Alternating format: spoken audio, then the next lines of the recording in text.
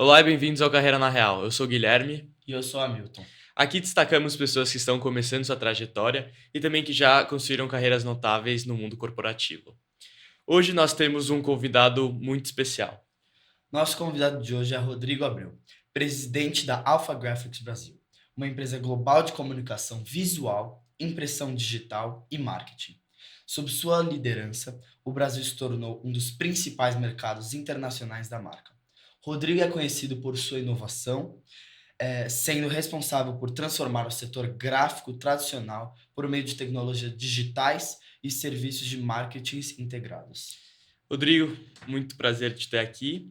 E para começar, a gente queria que você contasse um pouco sobre você, onde você estudou, quais companhias você já trabalhou, só um pouco sobre você. Tá bom. Primeiro, obrigado, Gui e Tom, pelo convite. Parabéns pelo projeto. Obrigado. Obrigado. E tenho assistido alguns capítulos aí que vocês publicaram e tenho aprendido com a carreira de outros executivos também. Bom, eu sou pai do Fernando, do Gabriel, marido da Thaisa, e com recém-completados aí um pouquinho mais de 50 anos, e aí com uma carreira dedicada ao franchising no Brasil, desenvolvimento do franchising. E como, como estudante, minha vida inteira foi no Polidomus. E até eu começar a trilhar o que eu gostaria depois, né? E aí a parte que é quando você pergunta, quando você gosta de saber sobre a formação específica, a curiosidade que eu trago é que eu daqui a 2 anos eu vou me formar em filosofia daqui a 2 anos, aí já preparando meu próximo estágio da vida, né? Então eu segui uma vida 100% no mundo do empreendedorismo, trabalhando, primeiro começando na empresa da família, que era uma rede de papelarias conhecida aqui, principalmente em São Paulo, mas que tinha lojas espalhadas pelo Brasil. E aí, até o momento que eu tive que buscar e trilhar a minha carreira própria. E aí eu fui para o mundo de consultorias voltada para o sistema de franquias. E aí eu passei pelas maiores consultorias do Brasil. Então eu fui para primeiro uma chamada Milton Jimenez, depois uma chamada Francap.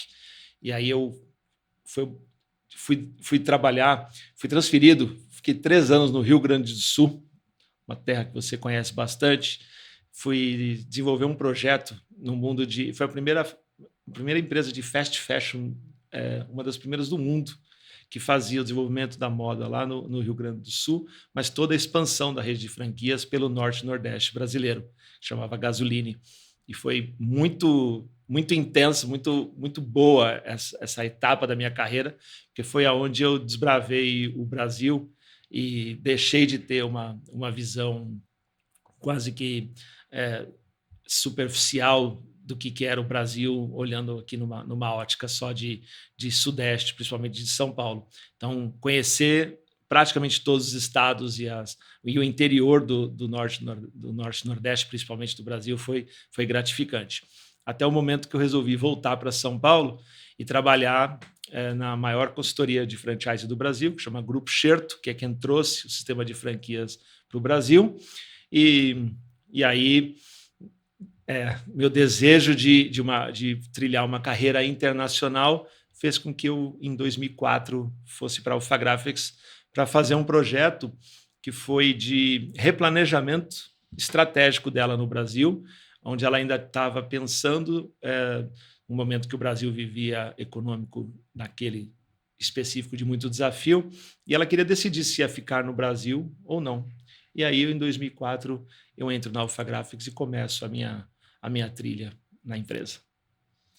Bom, então, o que te motivou a entrar no setor gráfico e assumir a presidência da Alpha Graphics em 2004? Você, sendo que então em 2004 já está lá há um bom tempo, como vem sendo isso? E conte um pouco sobre sua experiência nesses 20 anos para mais. Tá. Então, detalhe interessante é que eu não escolhi entrar no setor gráfico. A minha carreira vinha sendo desenvolvida no setor de franquias, de franchise. Então, naquele momento que eu saio da consultoria, eu poderia ter ido para qualquer ramo de atividade. Então, eu considerei, já que o sistema de franchising está em todos os ramos. Então, dentre os projetos que eu tinha convites e disponíveis, o da Alpha Graphics era o que mais me me seduzia exatamente por essa a oportunidade da carreira internacional. Então, por acaso, eu entrei no sistema de franquia, do sistema de gráfico, mas eu sou executivo de franchise. E aí, as coisas foram acontecendo meio que, vou dizer, naturalmente, acompanhando o equilíbrio ali de sorte e aproveitando oportunidades. Mas um ano depois que eu entrei, ainda como consultor gerente, a pessoa que me contratou, o Paulo Antunes, sou muito grato a ele resolveu um ano depois sair da Alpha Graphics e trilhar uma outra carreira. Hoje, até por curiosidade, você vai gostar do cargo dele atual, ele é o presidente do Fogo de Chão, então é muito bom ter ele como amigo também por perto, tá? Mas eu aprendi demais com ele. E aí, o Paulo Antunes resolveu sair, trilhar a carreira, e a empresa, naquele momento, tinha que escolher um novo executivo para cuidar dela no Brasil.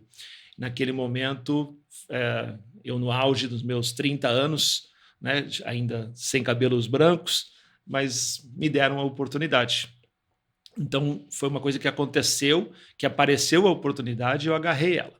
E aí tive uma grande relação de muita proximidade, de confiança, e talvez pelo meu estilo de sempre buscar inovação, de sempre buscar novas ideias, de ser proativo em propor novos negócios, eu tive a oportunidade de trabalhar na matriz americana. Só que naquele momento da minha carreira, já estou em 2008, mais ou menos, eu recebi o convite para assumir uma posição global. Só que com a combinação de não abrir mão da posição de presidente no Brasil. E aí eu ficava numa vida intensa de 15 dias no Brasil, 15 dias nos Estados Unidos, em média, durante mais de 3 anos eu fiz isso. E aí até brinco que não era Miami, com um voo simples, né, para chegar na matriz, que era Salt Lake City, eu demorava de 24 a 28 horas por pernas assim para chegar. Então, durante algum tempo da minha vida foi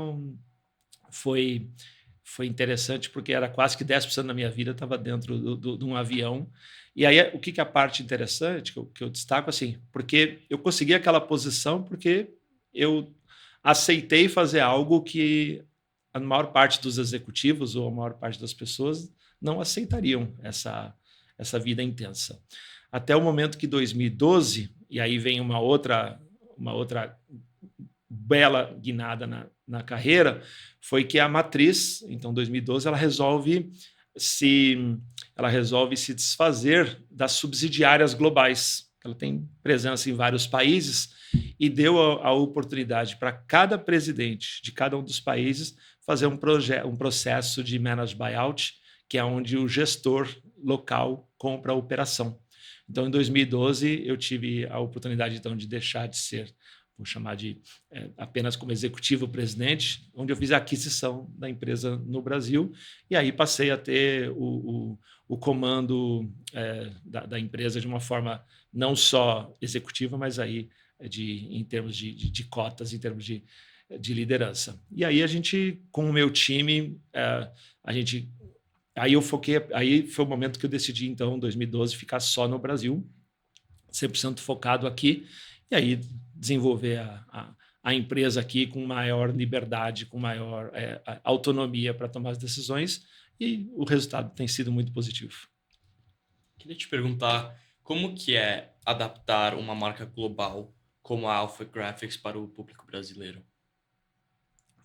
O legal, Gui, quando você pensa em adaptação de negócios, primeiro é entender o Brasil, não só na questão, vou pensar, operacional do negócio, do core business da empresa, mas pensar que o Brasil, se vocês têm a curiosidade de olhar um estudo do World Economic Bank, que faz um ranking muito, muito atrativo, muito detalhado sobre a complexidade ou a dificuldade de fazer negócios entre cada um dos países. E nos mais de 130 países que existe de comparação nesse ranking, por diversos critérios, econômicos, estruturais, legais, burocracia e uma série de outros itens, o Brasil sempre apareceu no ranking no lugar 120, talvez a melhor posição que o Brasil teve foi no 116 dos lugares mais fáceis para se fazer negócios no mundo. Isso quando você entende essa dinâmica e não trata isso como uma reclamação, como um vitimismo, como um coitadismo, porque a decisão de empreender aqui é nossa, simplesmente, você passa a ter que fazer uma adaptação em todas as áreas culturais. Então, você tem que adaptar a empresa. A forma como a gente contrata pessoas é diferente como contrata nos outros países, como a gente lida até as mesmas questões de relação com colaboradores, e aí vem toda uma parte depois ligada ao consumidor. Vou dar um exemplo da época que a Alphagraph chega aqui no Brasil, antes de mim até, onde uma primeira tentativa da Alphagraphics fazer autosserviço, por exemplo, e o brasileiro não era culturalmente pronto para ter autosserviço. Olha aqui, posto de gasolina é um exemplo, quando você compara Estados Unidos e Brasil, talvez é um dos mais simples, mas para diversos mercados, o Brasil demorou muito para ter uma cultura de autonomia. Então, você tem que... a dificuldade ou a adaptação que é feita, ela é feita desde a gestão das pessoas, ela é feita na questão de gestão financeira, por exemplo, onde a gente tem naturalmente formas de faturar para clientes diferente do que os países dos outros países. E aí vem a questão cultural, que é adaptar a demanda dos produtos e serviços. Quando eu olho o sistema de franquias de uma forma geral, eu creio que talvez dos erros que algumas marcas, quando chegam aqui, cometem é porque acabam fazendo adaptações apenas no produto e no serviço, ou em receitas, se está na área de alimentação ou em tecnologias, mas esquecem de olhar as adaptações que precisam ser feitas em toda a jornada do empreendedor. Não só, Tom e Gui, não só na parte operacional, mas eu costumo dizer assim, até na hora de você fazer um fluxo, um planejamento financeiro, um fluxo financeiro, quando você pensa numa necessidade de uma demissão de um colaborador que faz parte do negócio, é a parte ruim do negócio, o momento, mas faz parte, e você tem que fazer um planejamento financeiro, por exemplo, que por questões da lei trabalhista dos direitos de uma demissão. Então, esse tipo de adaptação, se você não entende todo o processo, você acaba tropeçando tudo mais. Então, não é um processo que tem que ser feito com muito cuidado, olhando toda a jornada em todos os aspectos. Bom, dá para perceber pelo seu caráter que você é um líder, e eu gostaria que você explicasse um pouco esse estilo de liderança e como você aplica ele no seu dia a dia, tanto dentro dos seus trabalhos quanto fora. Tá. Bom, sempre quando eu penso na empresa, em liderança, é natural quando a gente fala de empresa que ela tem que estar sempre orientada a resultados, que é o propósito ali do investimento que se faz na empresa, mas eu entendo que a orientação ao resultado ela pode ser equilibrada com uma liderança que seja muito empática, que olhe para as pessoas de uma forma bem humanizada, e o estilo que eu gosto, que tem gente aqui que não vai deixar eu mentir, que está assistindo, mas que você consiga criar um ambiente que seja muito bom de estar presente, afinal de contas, não usar como um chavão, mas imaginar que a maior parte do tempo nosso do dia a dia está dentro da empresa. Então, o quanto mais você conseguir criar que aquele ambiente seja alegre, confortável para as pessoas, mas principalmente, como complemento, que seja colaborativo, porque quando você consegue criar um estilo de liderança onde você sabe qual é o teu ponto forte, qual é onde eu posso agregar, mas ter a completa noção de que todas as pessoas dos outros departamentos que trabalham, eles são 100% complementares e que eu não sei absolutamente nada fazer a operação sem eles. Costumo dizer que se você precisar de uma... agora, neste momento, vamos imaginar assim, tem Alpha Graphics 24 horas, trabalhando 24/7, e está tudo bem. Mas se você pedir para eu fazer um trabalho específico de comunicação visual, eu não tenho a mínima ideia de como faz isso operacionalmente, eu não tenho ideia eu tenho ideia na teoria, na prática eu não sei fazer. Então, eu priorizo um estilo de liderança que dê valor a que todos possam contribuir, que todos possam se desenvolver e que possam ajudar a empresa a crescer. Um outro ponto, até é o nome que a gente usa no nosso programa de desenvolvimento de liderança das pessoas, que a gente até chama de agentes da transformação, que é não pensar na empresa, no desenvolvimento da liderança, apenas no que está ligado ao negócio em si da Alpha Graphics, mas ao desenvolvimento das pessoas. Então, a gente, nos últimos anos, por exemplo, nós somos possivelmente uma das primeiras empresas no Brasil a colocar um programa de desenvolvimento de saúde mental das pessoas, porque, vou dar um dado interessante para vocês, que incentivou a gente a fazer isso. Hoje, um estudo até da Harvard Business mostra que em torno de 30% a 35% da folha de pagamento de uma empresa no Brasil hoje ela é desperdiçada por problemas de saúde mental dos colaboradores. Então, quando a gente fala de absenteísmo, quando a gente fala de presenteísmo, quando fala de turnover, são tudo questões que a gente tem que cuidar das pessoas. Eu posso ter um estilo que eu fique reclamando de que é difícil contratar pessoas, ou eu posso ter o estilo de desenvolver as pessoas e dar a chance para quem quer se desenvolver, para quem quer crescer, a implantar projetos. Então, a gente hoje ajuda as pessoas com dicas diárias sobre saúde mental. A gente, recentemente também, colocamos um programa de produtividade saudável, onde até é um programa que a gente vai ativar melhor para o próximo ano, mas que a gente passa dicas de nutrição, de esporte, o que isso tudo acaba tendo de reflexo no dia a dia das pessoas. O que eu trago com isso é que a gente dá treinamentos praticamente diários, constantes para os nossos colaboradores, operacionais, de como trabalhar, mas não é isso que faz a diferença, porque as máquinas, na verdade, que a gente tem, qualquer competidor nosso pode ir lá e comprar. Então, o estilo de liderança que a gente prefere é assim. Se você está na Alpha Graphics, hoje aqui no Brasil, mais ou menos uns 400 funcionários, colaboradores que a gente tem, a gente diz assim, quem quer se desenvolver, consegue crescer. A gente tem casos muito legais de pessoas hoje, de executivos que são meus sócios, que começaram como gerentes, são sócios da Alpha Graphics no Brasil, de uma forma geral, mas temos também exemplos de pessoas, exemplos maravilhosos de executivos que começaram nos cargos mais operacionais da Alpha Graphics, por exemplo, até como office boy, e que hoje são franqueados da operação. Pessoas que eram vendedores de lojas da área comercial, que hoje são franqueados, ou seja, transformamos colaboradores que estavam em início de carreira hoje em empresários de muito sucesso.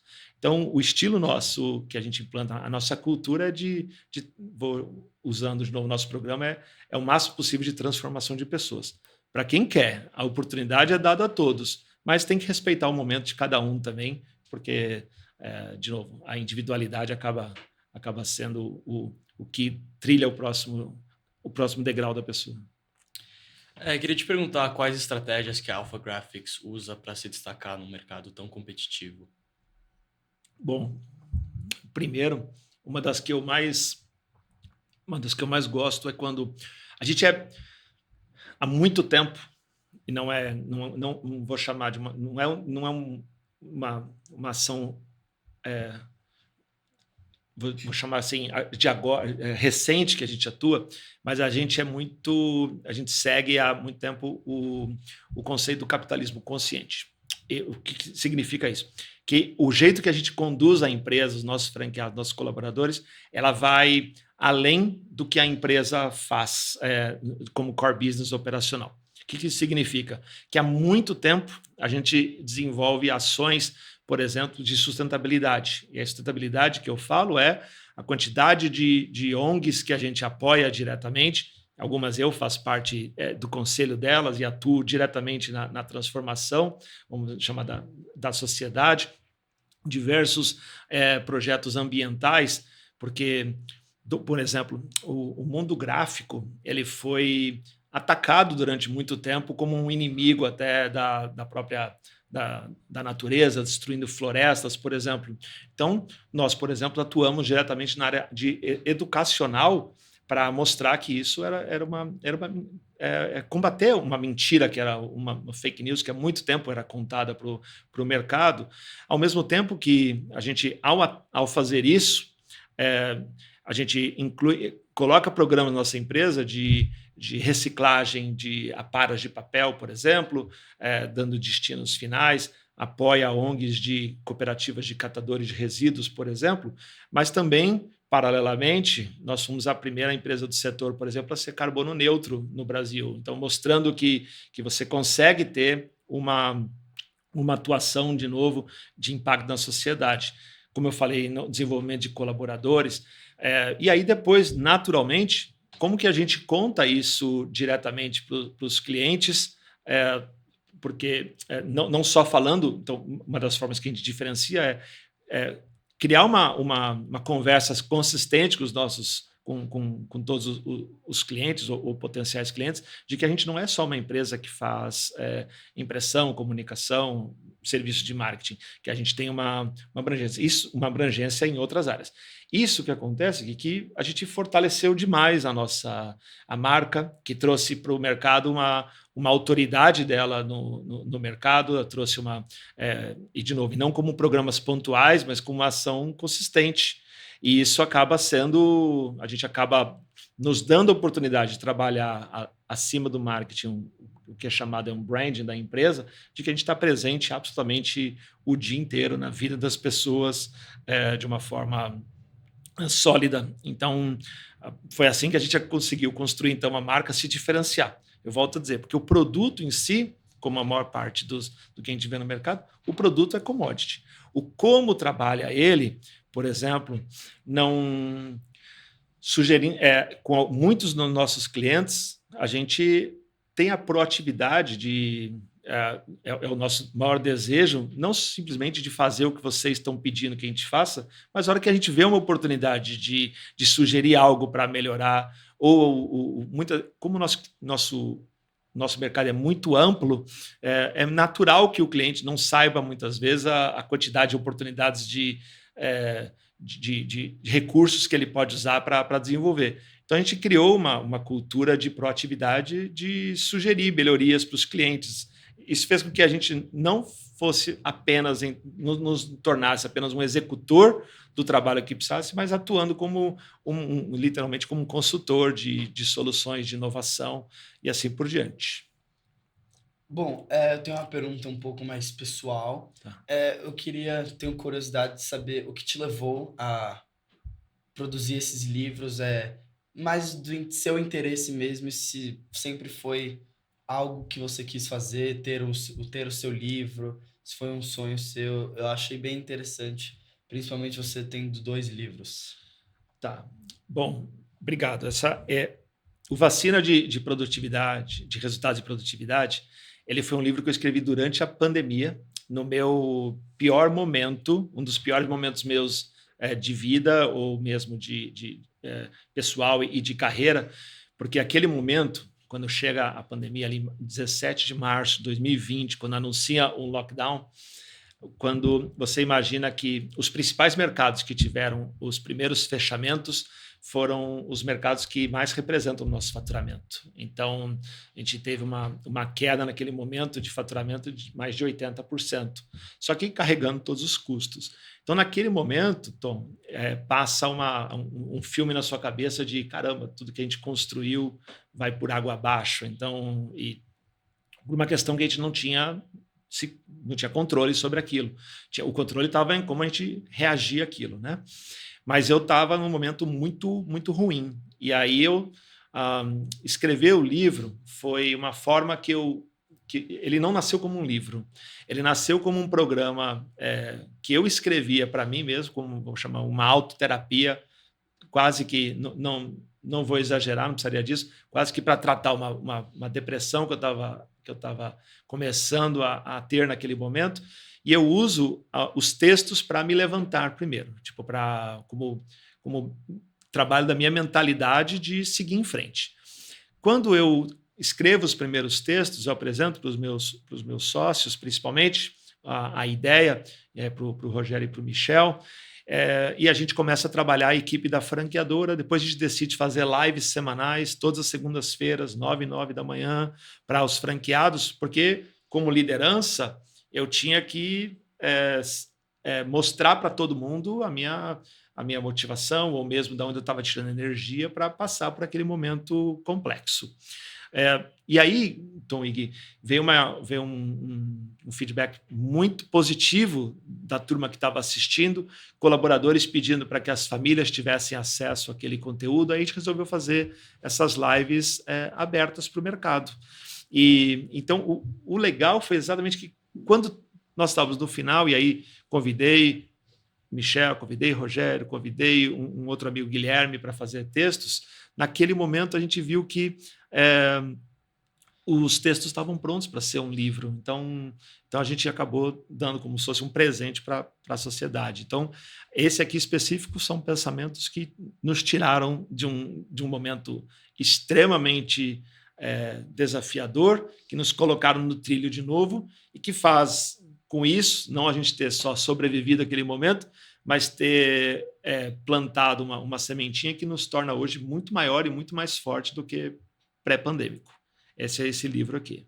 Esse outro aqui foi um presente que eu quis dar para celebrar os meus 30 anos no sistema de franquias. Então, eu queria celebrar de uma forma diferente. Aí eu uni duas paixões minhas, que é o franchising e a filosofia, e aí, no caso, a estoica. E aí eu quis colocar uma visão, uma leitura do sistema de franquias visto pela ótica da filosofia estoica. E aí um presente que tem aqui legal é que é um livro que tem 2 prefácios. Um prefácio do franchising, escrito pelo maior executivo de franchising do Brasil, Marcelo Scherto, e o segundo prefácio, que é da filosofia estoica, escrito pelo Léo Simão, que é o maior especialista em estoicismo no Brasil. Então, os dois tiveram a oportunidade de colaborar. Então, foi um presente meu para mim mesmo, e óbvio que depois publicado para todo mundo com essa visão.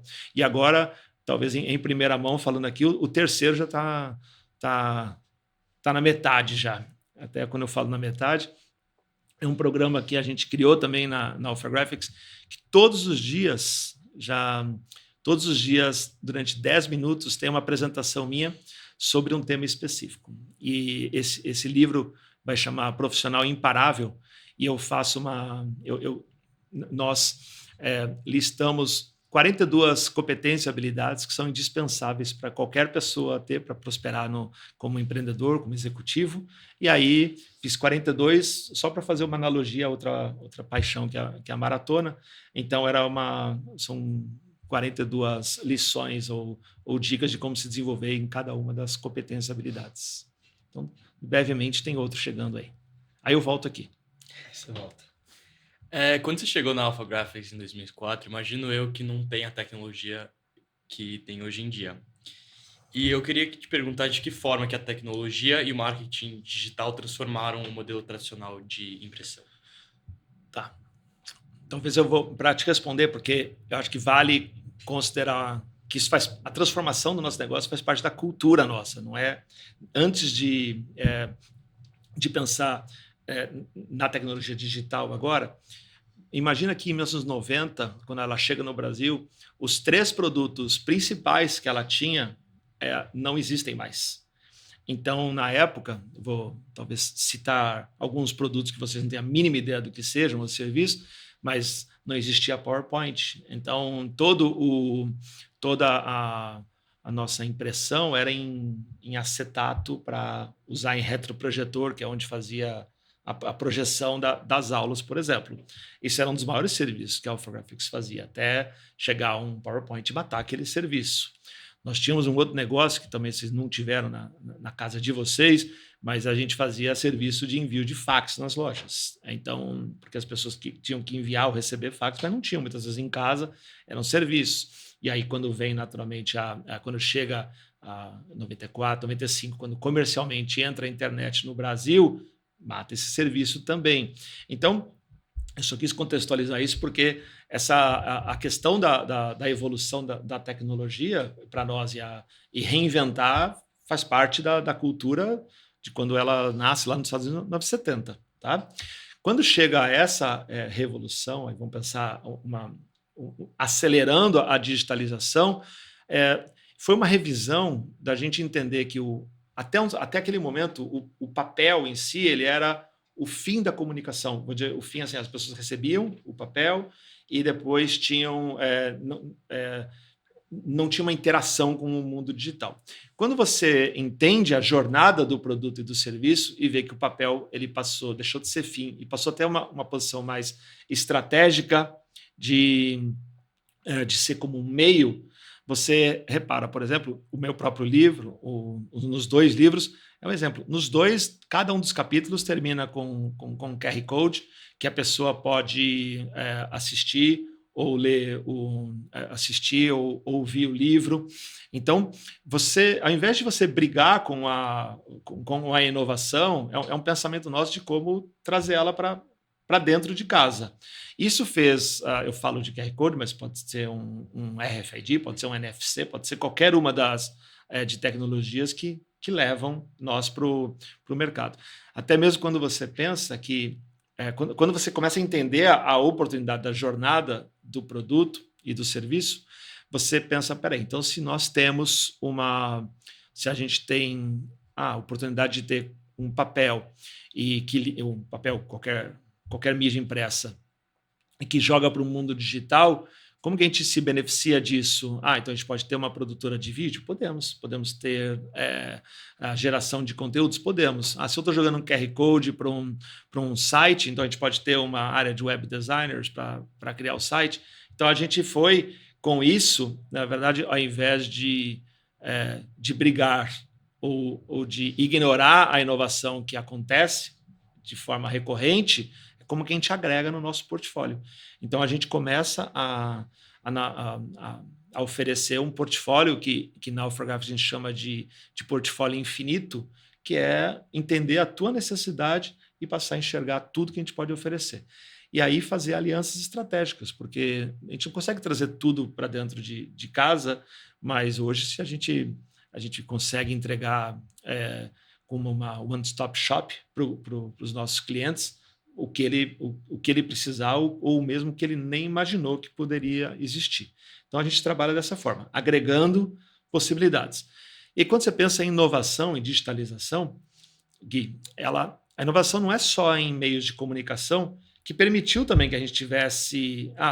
que foi a parte maravilhosa dessa recente revolução digital, é que permitiu que qualquer empresa de qualquer porte, qualquer tamanho, se comportasse e tivesse nos mesmos canais de qualquer mega empresa. Então, se antes a gente tinha poucos canais de mídia, muito caros, muito seletivos, permitiu que a gente criasse conteúdos que viralizassem ou que tornasse a nossa marca mais ainda conhecida em todos os canais.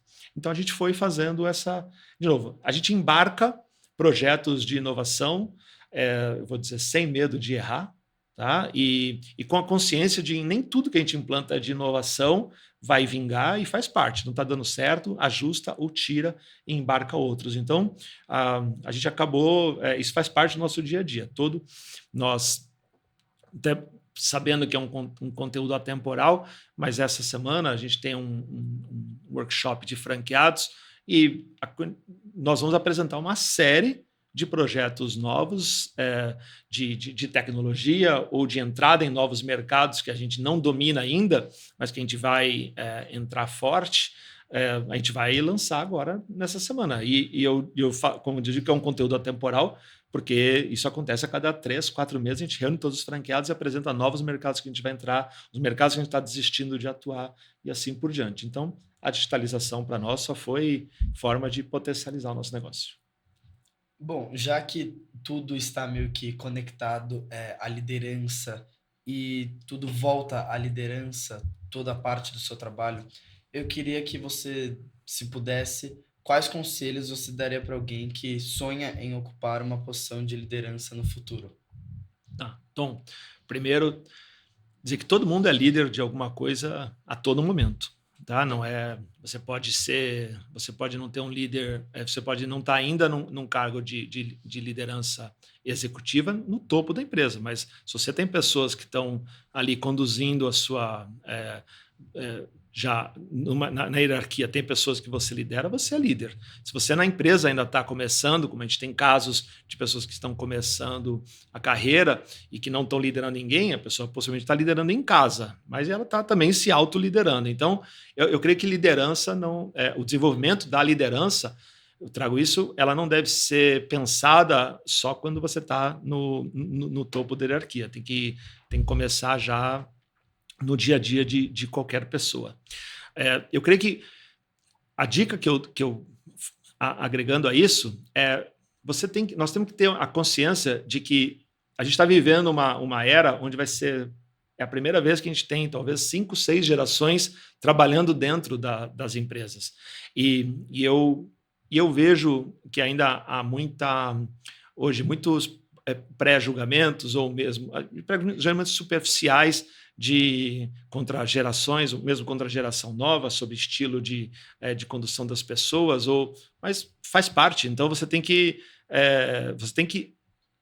conhecer todas o que cada uma dessas 5, 6 gerações que vão estar trabalhando simultaneamente, como cada uma delas responde, como cada uma delas conduz. De novo, ao invés de pré-julgar ou mesmo de evitar, como a gente ouve em muitos lugares, eu não contrato pessoas com menos de 28 anos, aí vem uma outra pessoa e vem lacrar, eu não contrato pessoas com mais de 50 anos. Quer dizer, as pessoas estão criando, eu creio que alguns rótulos que são superficiais e não são e de novo combatem o que é a realidade que está disponível no mercado. Então a dica principal que eu dou é não rotula, não julga, identifica cada uma das gerações, as oportunidades que tem oportunidade para todo mundo e identifica dentro das pessoas que estiverem dentro da sua empresa, identifica qual é a ambição, qual é o sonho de cada uma das pessoas, porque daí você consegue desenvolver como líder algo que esteja orientado ao resultado da sua empresa, mas ao desejo da pessoa, porque não é todo mundo que quer chegar num topo da hierarquia, não é todo mundo que quer empreender, não é todo mundo que quer. Tem gente que pode ser importante estando. Então, não cria um estilo de liderança impondo que tudo seja do seu jeito ou que as pessoas tenham as mesmas vontades, sonhos e desejos que você. Então, quando você consegue, mesmo que seja uma empresa como a nossa, que tem aqui no Brasil esses 400 colaboradores, se você conseguir, por clusters, identificar essas pessoas, aí você embarca quem você quer desenvolver mais de perto. A gente usa como desenvolvimento, até para complementar isso, quando a gente tem muita gente trabalhando junto, a gente tem como líder o sonho e a ambição que todo mundo queira se desenvolver, que todo mundo queira ir para o próximo nível, que todo mundo queira. Mas não é a realidade. A gente sabe, todos os projetos que eu falei para vocês, quando a gente fala do programa de saúde mental, quando a gente fala de produtividade saudável, quando a gente fala do profissional imparável, e mesmo quando a gente fala da oportunidade de ir num treinamento da Alpha Graphics com o Senai, foi a primeira empresa do setor a criar um curso técnico com o maior especialista do mercado, a gente parte sempre do princípio, e aí é muito importante falar isso, porque alinha a nossa expectativa, a gente já parte do princípio que 20%, 30% das pessoas vão embarcar e vão querer.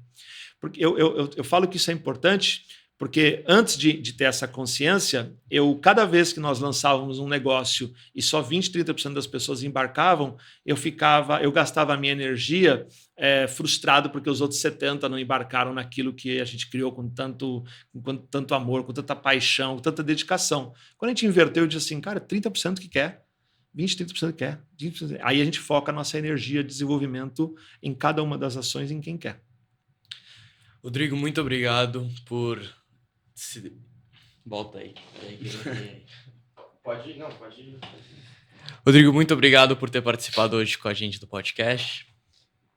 Muito obrigado por aceitar o nosso convite, participar aqui com a gente. Espero que tenha gostado e espero que quando você lançar o seu novo livro, participe de novo aqui com a gente. Tá bom, eu que agradeço o convite, Tom e Gui. Considere que eu venho aqui quando vocês quiserem, quando vocês precisarem, tá bom? Obrigado. Muito obrigado. Muito obrigado por assistirem e até a próxima.